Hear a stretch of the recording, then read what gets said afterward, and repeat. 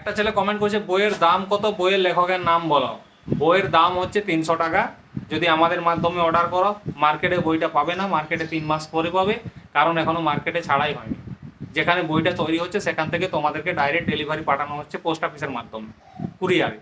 আর বইটা মার্কেটে পাবে 3 মাস পরে। আর বইটা মার্কেটে কিনতে গেলে 400 টাকা দাম লাগবে, কথাটা মনে রাখবে। 100 টাকা বেশি লাগবে, মানে আমাদের থেকে 100 টাকা বেশি দাম, কারণ সেটা দোকানের মাধ্যমে কিনছো।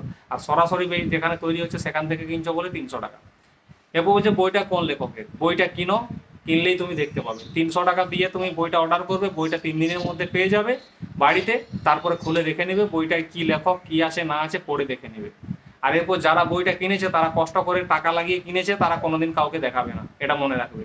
আর এই ভিডিওটা যারা দেখছো তাদেরকে বলছি বই অর্ডার করা থাকলে এই হোয়াটসঅ্যাপ নাম্বারে মেসেজ করবে, তোমাদের বই কোন ঠিকানায় লাগবে সব কিছু বলে দেওয়া হবে, কিভাবে কি করতে হবে না করতে হবে। তো আসলে কথাটা বুঝতে পেরেছো, চ্যানেলটা সাবস্ক্রাইব করে লাইক কমেন্ট করবে।